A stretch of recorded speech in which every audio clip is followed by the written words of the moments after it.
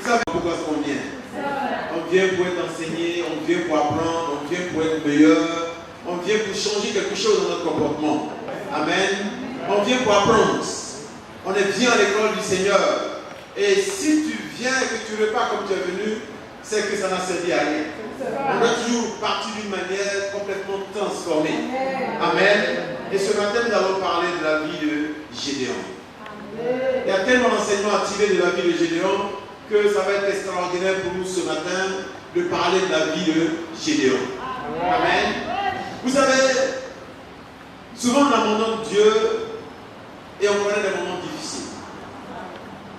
Et souvent notre manière de penser, c'est nous pensons que quand tout va bien, c'est que Dieu est là. Quand tout va mal, c'est que Dieu nous a abandonnés. Mais Dieu peut être là et nous traversons des moments souvent même difficiles. Non, la présence de Dieu n'est pas déterminée par ce que nous vivons. Amen. Amen. La présence de Dieu n'est pas déterminée par ce que tu vis. Dieu reste toujours Dieu. Dieu reste toujours puissant. Et Dieu continue toujours de travailler dans la vie de chacun de ses enfants. Que ce soit avec des situations difficiles ou de bonnes situations. Il y a toujours un enseignement que nous devons tirer à travers ce que nous sommes toujours en train de vivre. Et nous allons parler ce matin d'un homme, de Gédéon. Gédéon est un homme selon le cœur de Dieu. Amen. Un homme selon le cœur de Dieu. Et Gédéon a connu des moments difficiles avec le peuple d'Israël. Et ces moments ont été tellement difficiles que Gédéon pensait que Dieu n'était pas avec eux. Amen. Parce que c'était des situations difficiles. Donc ce matin, nous allons avoir 4 points. 4 points. Et nous allons apprendre de quelques étapes de la vie des Juifs et de la vie de Gédéon. Nous allons être dans le livre de Juges ce matin.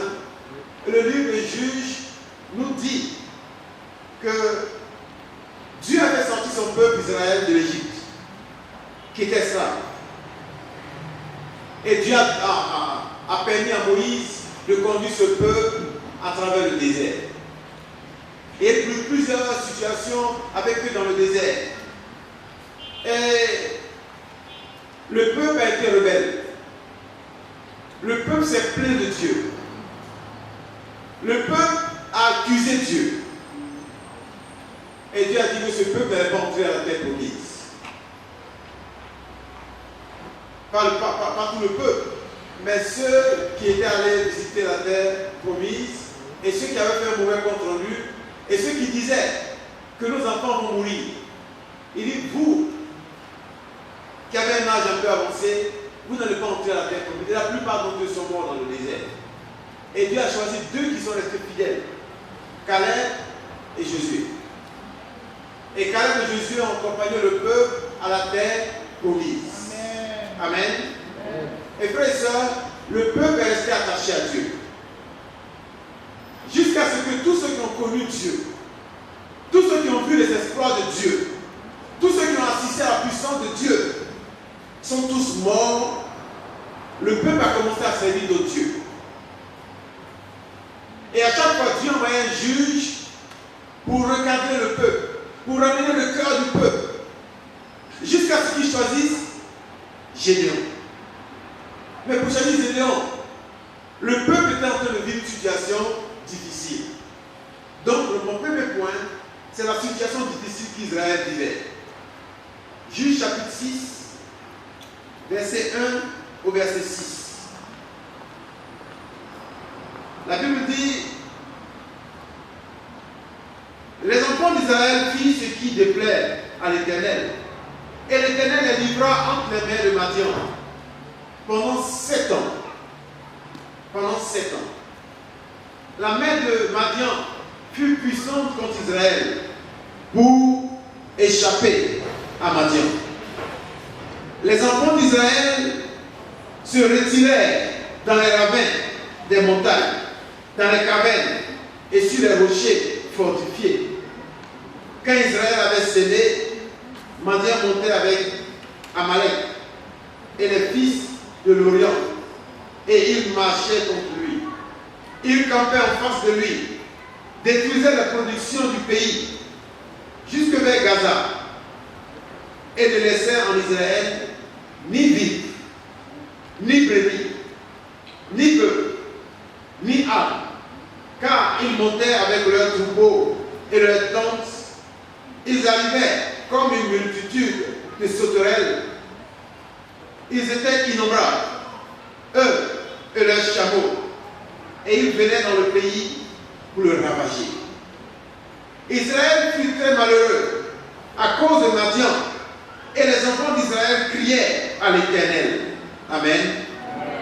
La Bible nous dépeint ici la situation que Israël est en train de vivre. Israël était en guerre et Israël avait été assiégé. Vous imaginez que les gens viennent en secret Yaoundé. Personne ne peut sortir. Personne ne peut s'aimer. Personne ne peut faire l'élevage. La nourriture ne rentre plus. Rien ne se passe. Qu'est-ce qui va se passer sur une longue période? Au bout de 7 ans, Israël souffrait. C'était difficile pour eux. Et les gens étaient obligés d'aller se cacher dans les ravins, dans les montagnes, dans les cavernes, dans les rochers fortifiés, parce qu'ils avaient peur de Madian.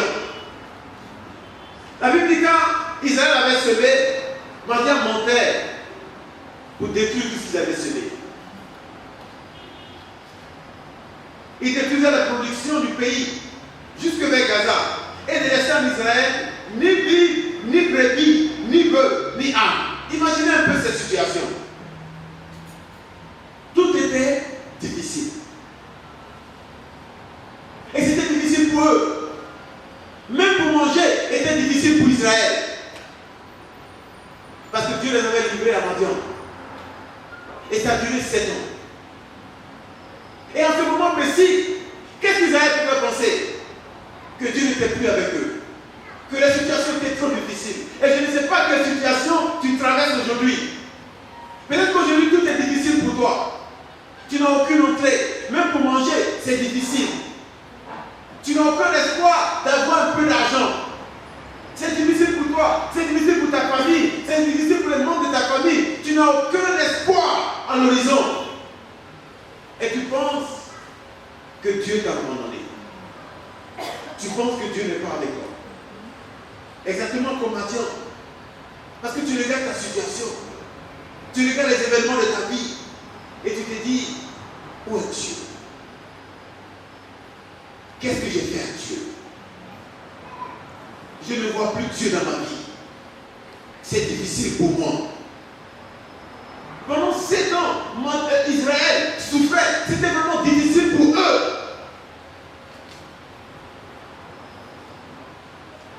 Et c'était difficile pendant 7 années.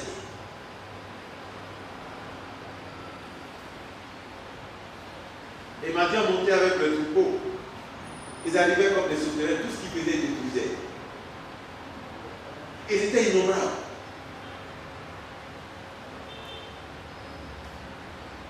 Et le peuple souffrait. La Bible dit Israël fut très malheureux. Peut-être qu'aujourd'hui tu es malheureux. Regarde ta situation, tu n'es pas heureux de ta situation. Mais ce que tu es en train de vivre, tu sais, au fond de toi-même, même si nous portons le beau habit, nous mettons la baisse, mais au fond de nous, souvent on souffre. On n'est pas content de ce que nous sommes en train de vivre. On n'est pas heureux de ce que nous sommes en train de traverser. Exactement comme Israël. La Bible dit Israël fut très malheureux à cause de Madian. Et les enfants d'Israël criaient à l'Éternel. Quand c'est comme ça, qu'est-ce qu'il faut faire? Il faut simplement crier à l'Éternel. Il faut simplement élever la voix vers l'Éternel. Parce que l'Éternel attend ce moment. L'Éternel attend que tu cries vers lui. Et tu cries vers lui, et c'est lui qui décide maintenant d'accomplir ce qu'il veut dans ta vie. Amen. Mais dis-moi, es-tu en train de crier vers l'Éternel? Est-ce que tu es un homme et une femme de prière? Amen. Est-ce que tu mets ta situation devant Dieu? Est-ce que tu mets ce que tu traverses devant Dieu? Est-ce que tu es fidèle dans ta prière? La Bible Bible nous parle de cette, en Luc 18, de ce méchant juge qui ne respectait pas Dieu et qui ne craignait personne. La Bible dit qu'une veuve est allée le voir parce qu'elle voulait avoir justice.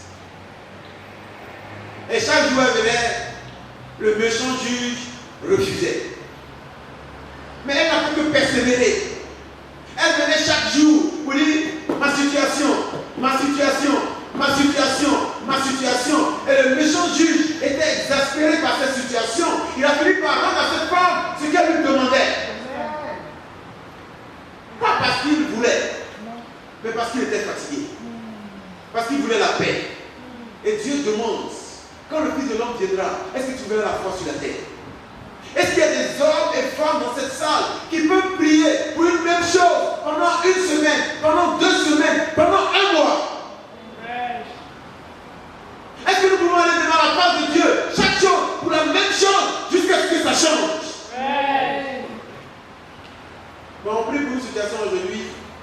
Demain, on est un sujet de prière. On est inconstant dans notre prière. On ne sait pas ce qu'on veut. On oublie même ce qu'on veut. Ça veut dire qu'on ne veut pas. Tu pries pour un sujet aujourd'hui, demain ce n'est pas le même sujet. Tu demandes quelque chose aujourd'hui, demain tu demandes une autre chose. Dieu se dit, mais qu'est-ce que tu veux au juste? Israël ici crie à Dieu pour leur situation, pour leur souffrance, parce que c'était difficile pour eux. Ils crient à Dieu. Ça nous amène au deuxième point. Tourne-toi vers Dieu. Amen. Quand tout semble difficile, tourne-toi vers Dieu. Ne te tourne pas vers un homme. La Bible dit malheur à celui qui met sa confiance en l'homme. Beaucoup d'entre nous sommes déçus. Pourquoi vous savez pourquoi? Parce que nous mettons notre confiance aux hommes. Ah, le pasteur va faire. La dirigeante va faire. La sœur tant va faire. La sœur tant va faire. Mais ce n'est que des hommes. On peut faire une promesse aujourd'hui et ne pas tenir notre promesse.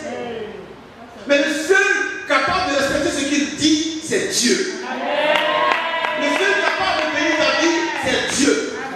Et quand lui dit un mot, aucun homme ne peut dire non. Tourne-toi toujours vers Dieu. Laisse les hommes. Quand tu te tournes vers Dieu, Dieu touche le cœur d'un homme. Et il est obligé de répondre. Souvent il te donne sans savoir pourquoi il t'a donné. Parce que Dieu a touché son cœur. Tourne-toi vers Dieu. Ne te tourne pas vers un homme. Le patron m'a dit dessus, mon frère, je voulais te parler. Vraiment, j'avais mis ma confiance en toi. Mais tu m'as déçu. Oui, mets ta confiance en Dieu. Amen. Pas un homme. Demande à Dieu. Quand Dieu touche le cœur de quelqu'un, frère et soeur, la personne ouvre la porte sans même s'en rendre compte. Le problème n'est jamais un homme. Mais quand Dieu fait aussi, même l'homme qui n'a pas la promesse ne te donne pas. Quand Dieu n'est pas d'accord, il ferme les portes. Je vous ai expliqué cette histoire de ce jeune homme qui est allé une année, une histoire vraie, qui allait une année voir un de ses hommes à la présidence, chez nous, au pays, en 98, 99. Et son oncle l'a introduit auprès du président. Il lui a dit, mon petit, prépare-toi, en janvier, tu vas commencer à travailler. Je t'ai donné ma parole. Le président a donné sa parole. Quand le président donne sa parole, c'est la parole du président, n'est-ce pas? Et le 25 décembre 99, il y a eu un coup d'État, le président est enlevé. Bédi est enlevé le 25 décembre 99. Par un coup d'État. Son projet n'a plus jamais eu lieu. Parce que même le président est un homme. Il peut te faire une promesse, les choses peuvent changer. Et si tu mets ta confiance dans un homme, tu seras dessus. Mais s'il te donne toute sa parole, il te donne sa confiance, les choses peuvent changer. En qui tu mets ta confiance? Non, j'ai un homme, c'est un milliardaire. Mets ta confiance en Dieu. peux être milliardaire ne pas te donner quelque chose. Mets ta confiance en Dieu, pas un homme. La Bible dit maudit pas celui qui met sa confiance en l'homme. Et c'est ça notre problème. C'est les hommes vont faire. Non, Madian ne se tourne pas vers un homme. Madian se tourne vers Dieu. Et Israël, se tourne vers Dieu. Et Israël crie. Tourne-toi vers Dieu. Versets 7 à 10. Lorsque les enfants d'Israël criaient à l'Éternel au sujet de Madian, l'Éternel envoya un prophète aux enfants d'Israël. Il leur dit, ainsi parle l'Éternel, le Dieu d'Israël. Je vous ai fait monter d'Égypte et je vous ai fait sortir de la maison de la servitude. Je vous ai délivré de la main des Égyptiens et de la main de ceux qui vous opprimaient. Je les ai chassés devant vous et je vous ai donné leur pays. Je vous ai dit, je suis l'Éternel votre Dieu. Vous ne craindrez point les dieux des Amoréens dans le pays desquels vous habitez. Mais vous n'avez point écouté ma voix. Verset 11. Puis vint l'ange de l'Éternel et s'assit sous le térébinthe d'Ophra, qui appartenait à Joas de la famille d'Abiézer. Gédéon son fils battait du froment au pressoir pour le mettre à l'abri de Madian. Verset 12. L'ange de l'Éternel lui apparut et lui dit, l'Éternel est avec toi, vaillant héros. Et Gédéon lui dit, ah, mon Seigneur, si l'Éternel est avec nous, pourquoi toutes ces choses nous sont-elles arrivées? Et où sont tous ces prodiges que nos pères nous racontent quand ils disent, l'Éternel ne nous a-t-il pas fait monter hors d'Égypte? Maintenant, l'Éternel nous abandonne et il nous livre entre les mains de Madian. L'Éternel se tourna vers lui et dit, va avec cette force que tu as et délivre Israël de la main de Madian. N'est-ce pas moi qui t'envoie? Frères et sœurs, Dieu veut répondre à nos prières. Mais Dieu répond à tes prières comme lui veut. Pas comme toi tu veux. La Bible dit que quand le peuple a crié vers Dieu au sujet de Madian, l'Éternel a envoyé un prophète. Et il est venu d'où? Gédéon était où? Il était parmi eux. Dieu suscite parmi vous un prophète. Un homme capable de changer la situation. Un homme capable de faire arriver les choses. Dieu prend toujours celui qui pense qu'il n'est pas capable. Regardez ce que Dieu a choisi. Ici, Gédéon dit à Dieu. Dieu dit à Gédéon d'abord. Il dit, je vais délivrer le peuple.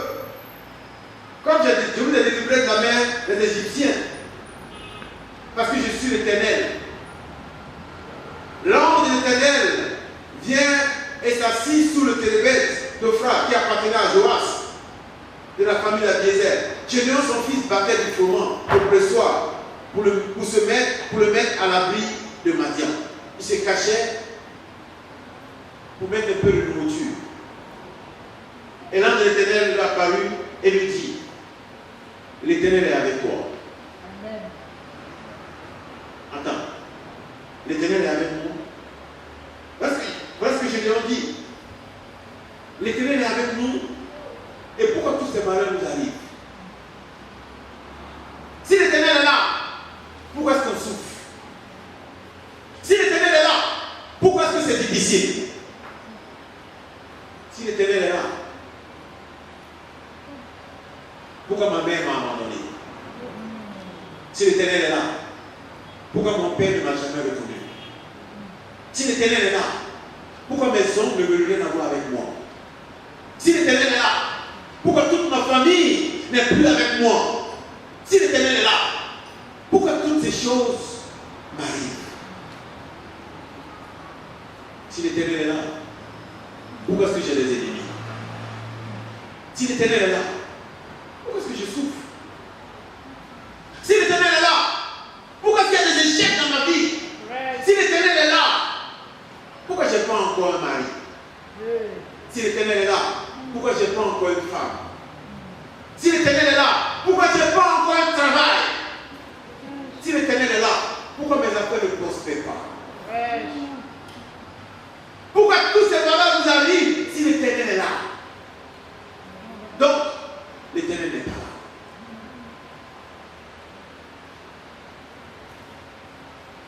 Est-ce que la présence de l'Éternel est déterminée par ce que tu traverses? L'Éternel te dit, je suis avec toi. Amen. Je ne t'ai jamais abandonné. Amen. Je te regarde. Parce que je suis avec toi. Je t'assiste. Parce que tu as décidé de vivre sans moi. Je te laisse. Une année après le 11 septembre aux États-Unis, quand les tours ont été détruits par les terroristes, un journaliste était fâché. Il a demandé à la fille d'un pasteur pendant une émission de télé. Il dit, si Dieu existe, pourquoi il y a eu le 11 septembre? Comme les milliers de personnes ont perdu la vie, où est Dieu? Et les gens pensaient que c'était une bonne question, parce que si Dieu est là, pourquoi tant de souffrance? Et la jeune fille a répondu d'une manière tellement claire. Elle a dit, mais vous pensez que Dieu, pour qui vous prenez Dieu? Dieu n'est pas, si les hommes peuvent être fiers d'eux, peuvent être heureux d'eux, et Dieu? Dieu est plus qu'un gentleman. Si vous décidez de ne rien faire avec lui, il vous regarde. Il ne va pas venir vous supplier pour lui pardonner. Prenez-moi. Si vous avez décidé qu'on ne prêche plus la parole dans vos universités, si vous avez décidé qu'on ne prêche plus la parole partout, qu'on n'enseigne plus la parole dans les maisons, si vous fermez vos portes quand on vient annoncer l'évangile, c'est normal que les gens montent dans les avions pour se tuer. Vous savez le seul endroit où on permet qu'on prêche la parole? Vous savez c'est quel endroit? Dans la prison. Quand c'est gâté et qu'on met en prison, c'est maintenant qu'on veut que nous on puisse t'arranger. Mais à la base, on refuse, non, qu'on ne parle plus de Dieu dans les écoles, qu'on ne parle plus de Dieu dans les lycées, qu'on ne parle plus de Dieu à l'université. Mais si on ne parle plus de Dieu, qu'est-ce qu'on peut fabriquer?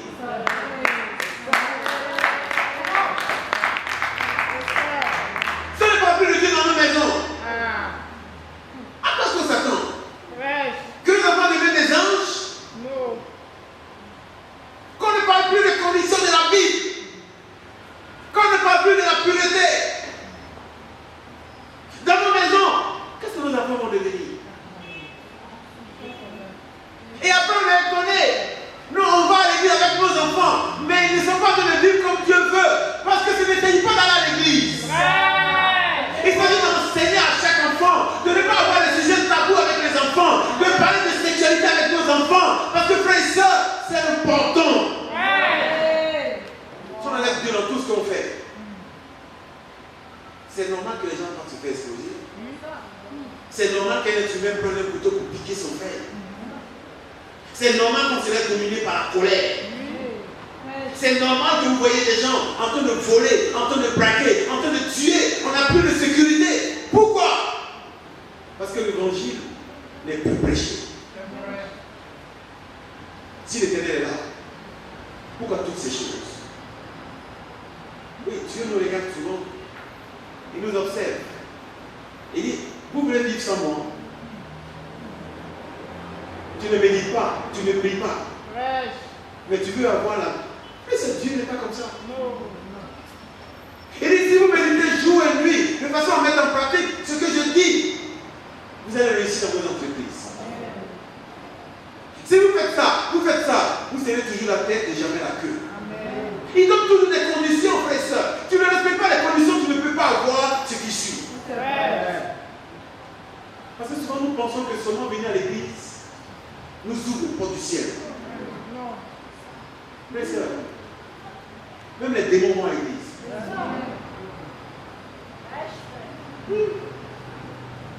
Ils vont à l'église les dimanches. Mais ça ne change pas sa manière de vivre. C'est un pas toute la nuit dans les boîtes de nuit, en train de faire ce qu'il veut faire. Dimanche matin, il dort. Le ventilateur le souffle un peu, il dort. Tu es quitté où à l'église? Mais il était ici. On peut inviter un parent à venir. Il écoute. Mais il ne fait rien avec tout ce qui est prêché. C'est vrai. Qu'est-ce que tu fais avec la parole de Dieu? Dieu est là. Dieu nous regarde. Et frères et sœurs, quand vous regardez bien, la Bible dit que les enfants d'Israël firent ce qui déplaît à l'Éternel. Et l'Éternel les livra entre les mains de Madian. Qui a commencé? C'est Israël, n'est-ce pas? Et qui est-ce qui l'accuse? Où est Dieu? Avec tout ce qu'on nous a dit qu'il a fait en Égypte, où il est? Donc le problème n'est plus le peuple, le problème c'est Dieu. Non, souvent c'est les conséquences étaient fausses. C'est qu'ils ne sont pas respectés aujourd'hui à cause de leur propre comportement. Les enfants ne me respectent pas. Vous savez quoi? C'est parce que tu ne respectes pas les enfants. Si j'espère que quelqu'un est obligé de te respecter. Non, personne ne m'écoute. Parce que tu n'écoutes personne. Les gens ne m'aiment pas parce que tu n'aimes pas les autres. Frère, cette vie nous donne ce qu'on lui donne simplement. Ici, Israël accuse Dieu. Où est Dieu? Mais tu n'obéis pas à la parole de Dieu. On t'envoie des messages sur Facebook, sur WhatsApp, les arnaqueurs. Je suis un héritier, donne-moi ton numéro de compte. Je suis milliardaire, mais comme il y a des problèmes, envoie ton numéro de compte, je vais t'envoyer mon argent et puis je vais te donner une partie de mon argent. Là, comme toi-même tu es un bandit, tu ne dis à personne, tu te caches. Tu envoies ton numéro de compte. Et puis tu dis, bientôt il serait riche. Quand on te frappe, tu vas maintenant pleurer. Ensuite, tu avais dit à quelqu'un à côté, la personne avait dit, ils vont faire la même chose. Eux, ils ont fait la même chose à mon nom, à ma tante. Fais attention, c'est de l'arnaque. C'est des phénomènes. Fais attention. Mais tu te caches. Tu fais pas seul. Tu vas avoir l'argent. Ils ont des propositions. Et les choses qui, la dernière fois j'ai regardé sur Facebook, Michael Jackson a mis sa photo sur Facebook, et la moyenne me s'est dit avec qui je ne suis pas mort, je suis caché au Bénin, envoie-moi mes 5 000 francs quand j'allais aux États-Unis et t'as envoyé combien de dollars? Michael Jackson, il dit là au Bénin n'est pas mort, t'as envoyé il a besoin de mes 5 000. Toi si tu n'as pas été là, tu dis Michael Jackson est mon ami, Facebook j'envoie mes 5 000 à Michael Jackson. Et tu dis comme on ne sait pas que c'est moi, envoie sur tellement. Tu envoies.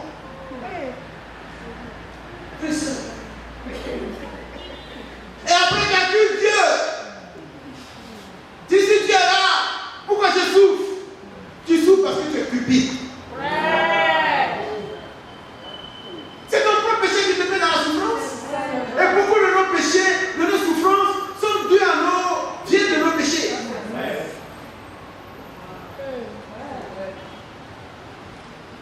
Je pose des actes. Je parle des autres. Je méprise les autres. Tous les membres de ma famille, je parle mal de tout le monde. Quand tu envoies un, je le tue. Et après, je pense que tout le monde de ma famille, tous les membres de ma famille sont contre moi. Pourquoi? Parce qu'après, chacun va dire ce que toi tu as dit. Et vont savoir en réalité qui tu es.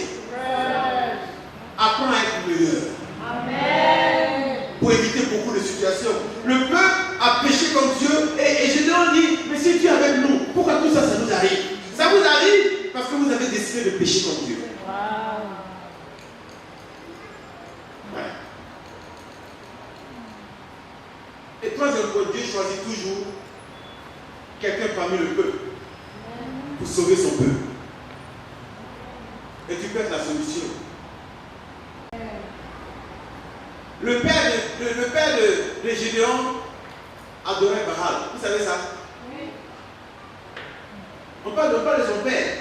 le nom de son père est écrit ici. On dit, il est assis à Ophra qui appartenait à Joas de la famille d'Abiézer. Gédéon son fils. Le fils de qui? D'Abiézer. Adorateur de Baal. Dieu choisit Gédéon.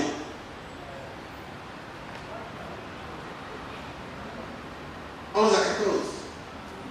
Puis vint l'ange de l'Éternel et s'assit sous le térébinthe d'Ophra qui appartenait à Joas de la famille d'Abiézer. Gédéon, son fils, battait du froment au pressoir pour le mettre à l'abri de Madian.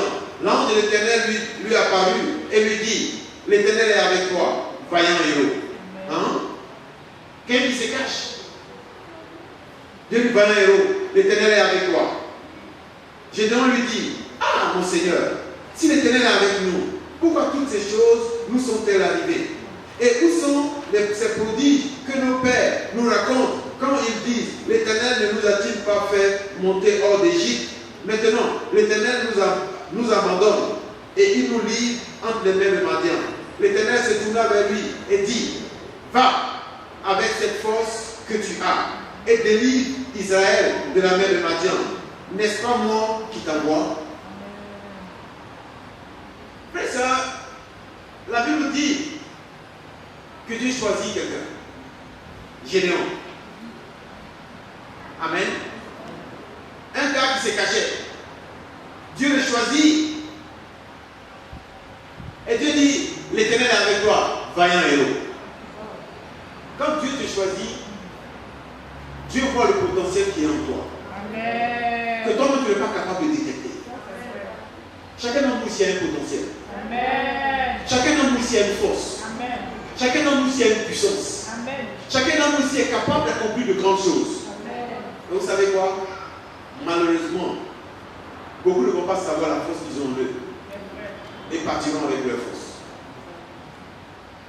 Quelqu'un disait un jour que quand tu regardes le cimetière, c'est beaucoup de livres qui n'ont pas pu être écrits. Beaucoup d'histoires inachevées. Beaucoup de rêves détruits. Parce que frères et sœurs, nous mourons souvent avec ce que Dieu met en nous. C'est vrai. Tant que nous n'arrivons pas à faire sortir ces choses-là. Gédéon pouvait aller sans savoir qu'il était un vaillant héros. Dieu le regarde et Dieu lui dit, vaillant héros, l'Éternel est avec toi. Et ce matin, Dieu te dit, vaillant héros. Amen. Dieu voit ce qui est en toi. Amen. Dieu sait ce que tu es capable d'accomplir. Amen. Dieu sait ce que tu es capable de réaliser. Amen. Frère, ça, il y a un rêve en tout temps. Il y a une mission en tout temps. Mais pour que ça se réalise, il faut que tu t'élèves.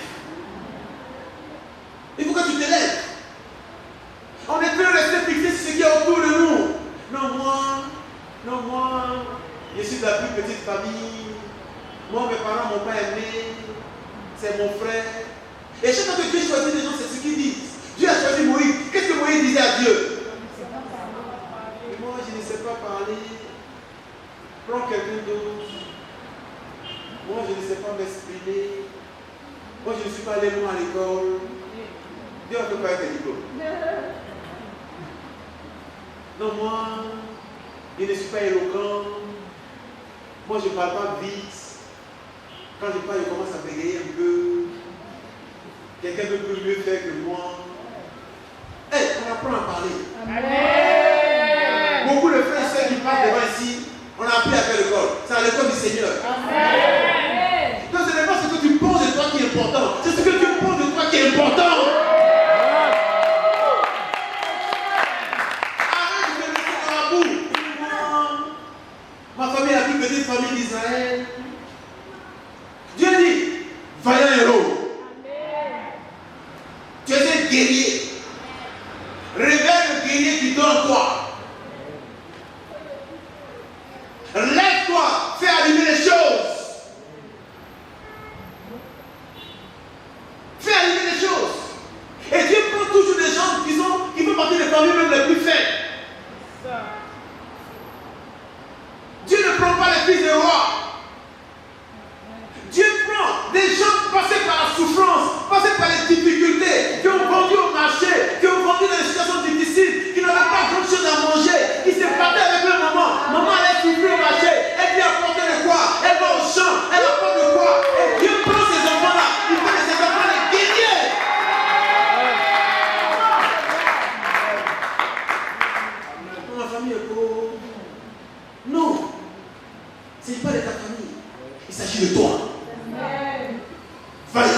héros.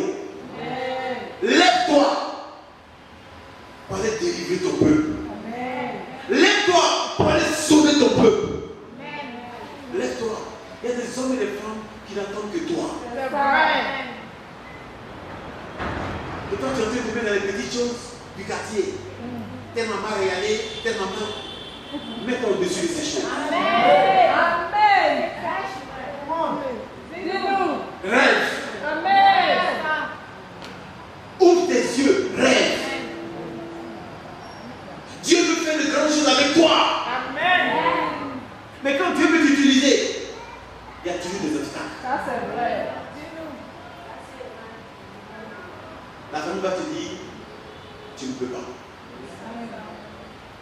Les amis vont te dire, tu ne pourras pas.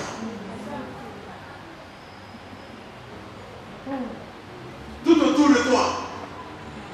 Parce qu'il faut des obstacles pour amener la personne à atteindre son but. Et les premiers obstacles, c'est nos amis, c'est nos parents, c'est tous ceux qui sont autour de nous.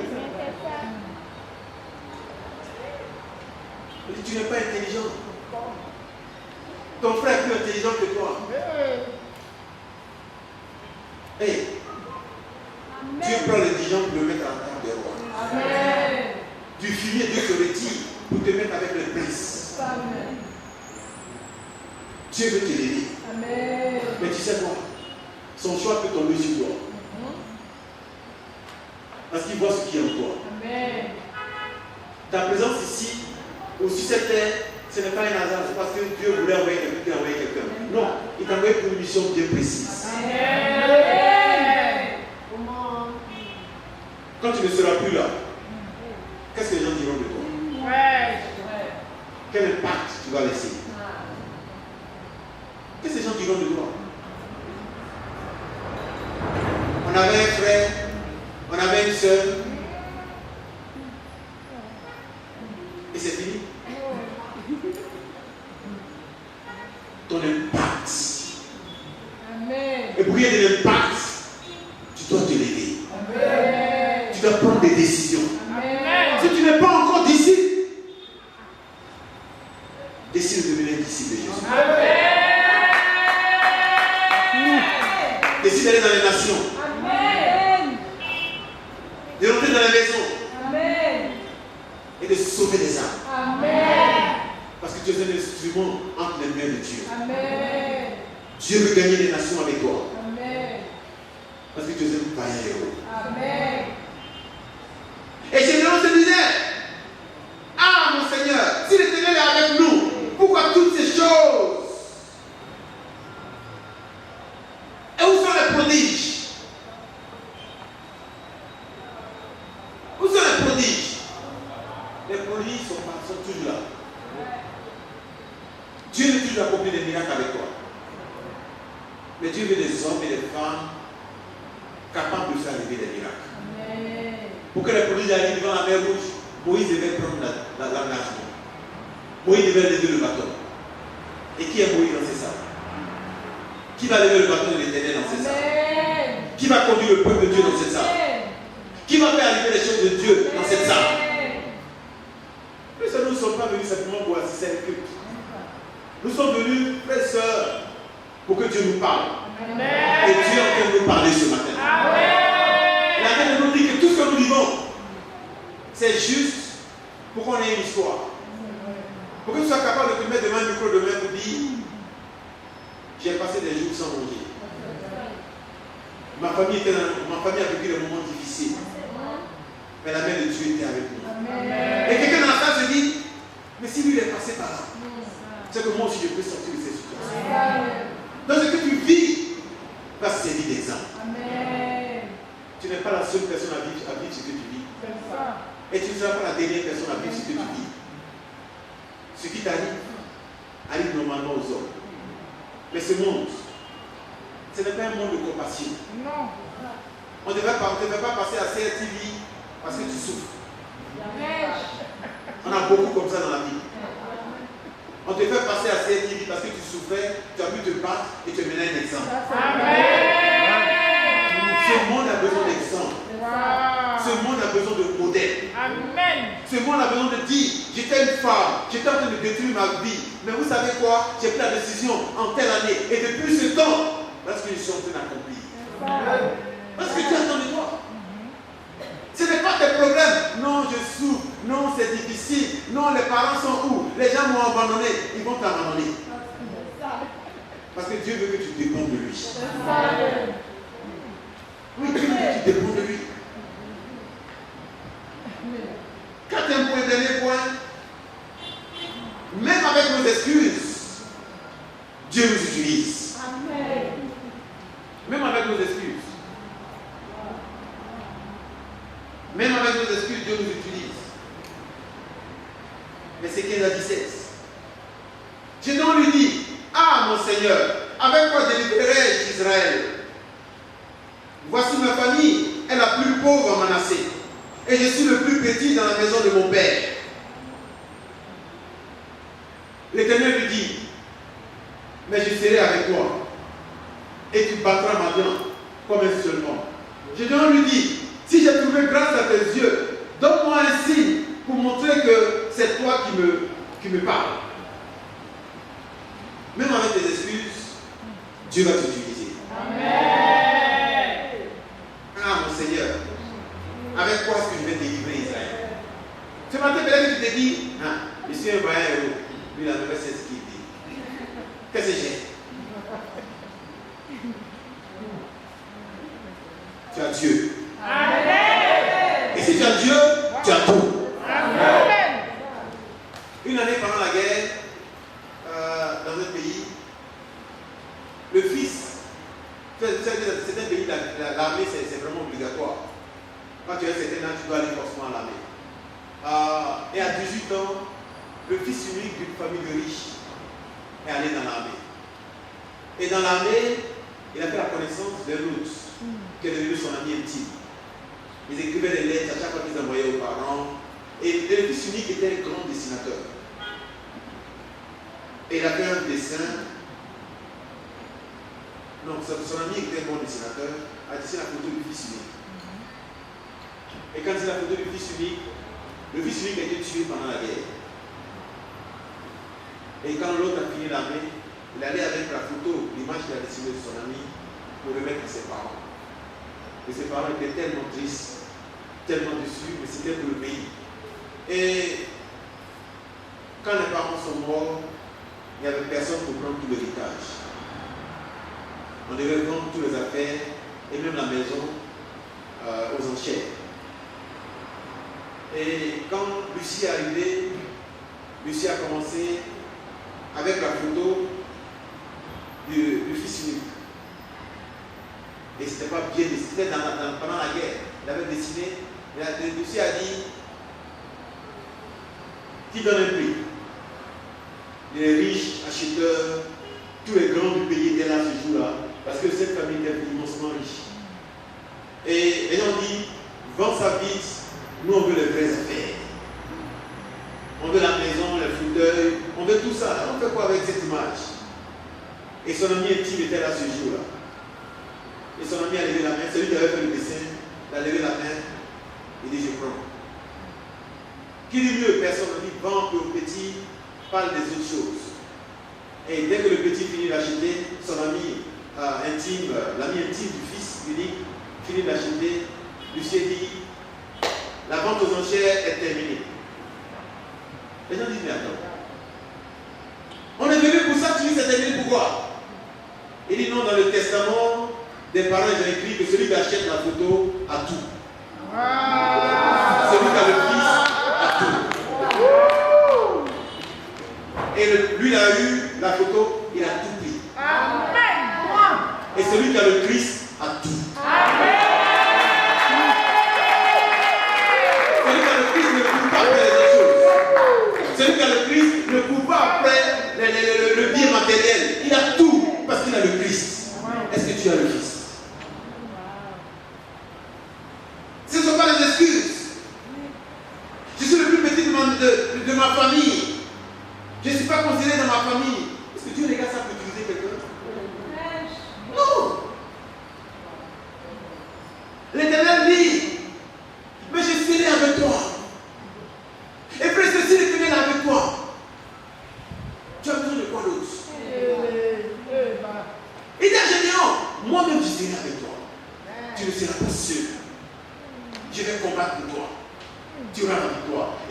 t'es choisi, il est avec toi.